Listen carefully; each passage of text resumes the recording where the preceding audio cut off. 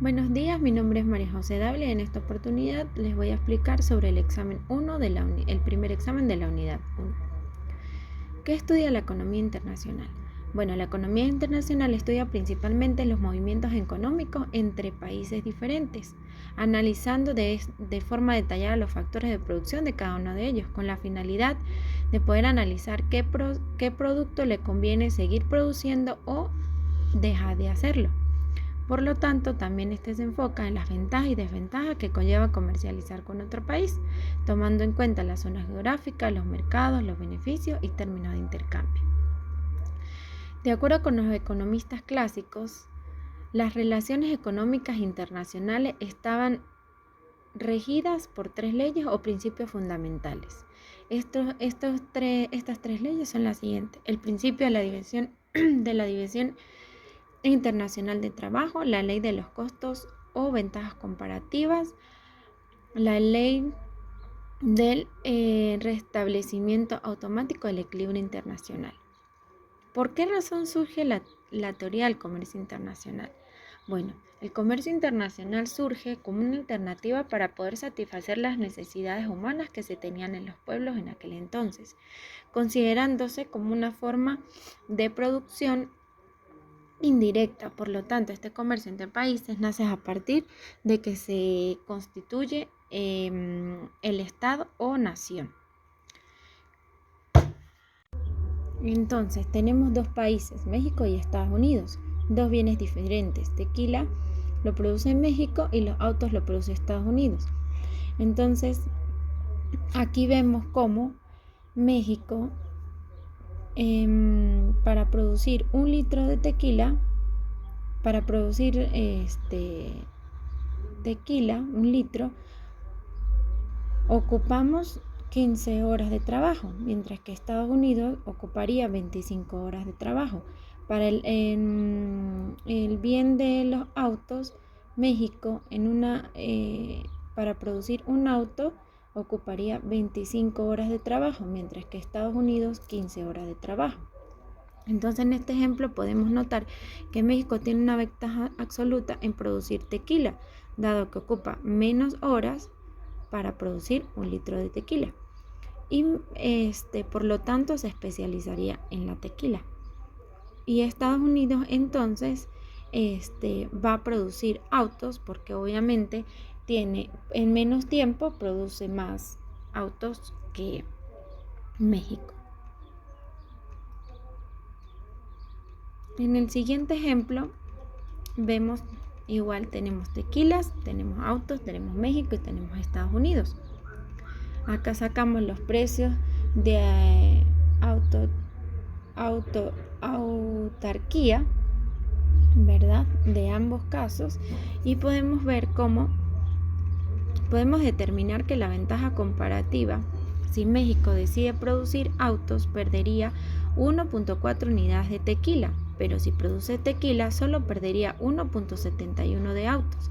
Entonces es mejor perder 0.71 unidades que perder 1.4 unidades.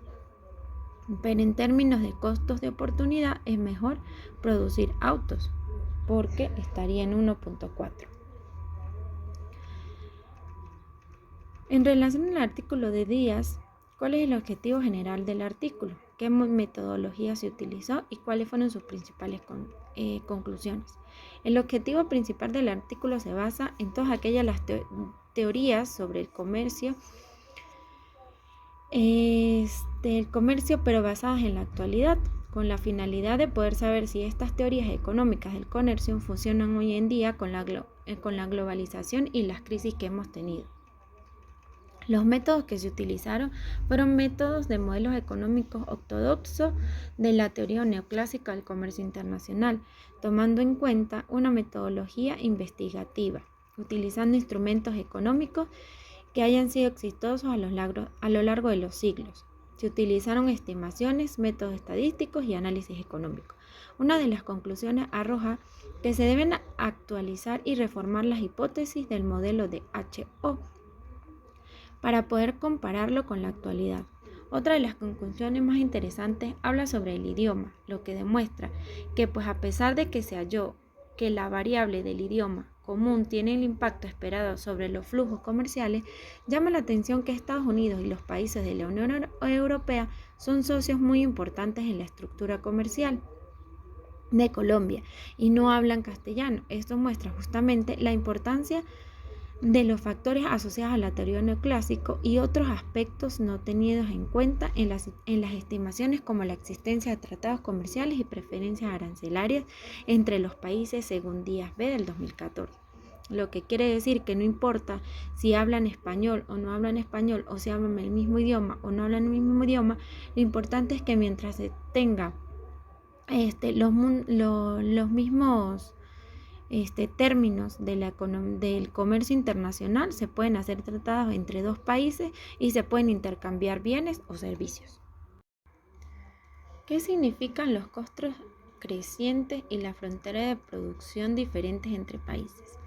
El costo creciente se refiere al costo de oportunidad que tiene cada país para producir X bien. Esto quiere decir que la unidad que sacrifica cada país para producir una unidad de otro bien. Por lo tanto, cada unidad que aumente para producir un bien será la misma cantidad que sacrifique de otra unidad de un bien. Esto quiere decir que va como en constante.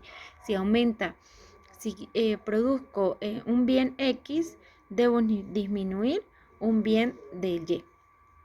La frontera de producción entre países es el mismo costo de oportunidad que tiene para producir un bien, solo que para el caso de la frontera ya no sería la misma cantidad que sacrifique por la unidad que produce.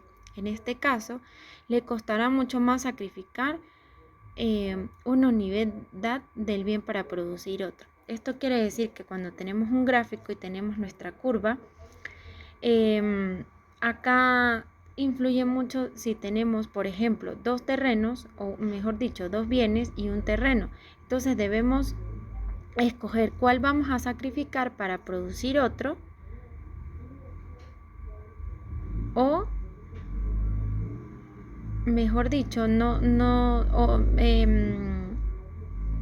producir un bien y dejar de producir otro. O sea, no podemos producir los dos bienes al mismo tiempo, porque esa misma tierra no es fértil o no es adecuada para producir dos bienes al mismo tiempo. Entonces, en este caso, la frontera de producción quiere decir que vamos a sacrificar mucho más, o nos costará mucho más sacrificar un bien para producir otro. ¿Qué muestran las curvas de indiferencia de la comunidad? La curva de indiferencia de la comunidad nos muestra a todos los miembros de la sociedad. Quiere decir que todos tienen los mismos gustos. Por ello, que las curvas de indiferencia son similares. También nos muestra todos los individuos que poseen el mismo stock de factores productivos, y por último, el gobierno redistribuye el ingreso para maximizar el bienestar social. O sea, todos, cuando se trata de la curva de indiferencia, todos reciben todo por igual, todo es igualitario y el gobierno es quien lo redistribuye. ¿Qué muestra la curva de oferta neta de un país? Muestra la cantidad de mercancía de importación que demanda y por la que estaría dispuesto a ofrecer diferentes cantidades de su mercancía a la exportación. Por lo tanto, esta curva viene reflejada la oferta y la demanda, pero también es importante destacar la importancia que tenga lo que exportamos y lo que importamos.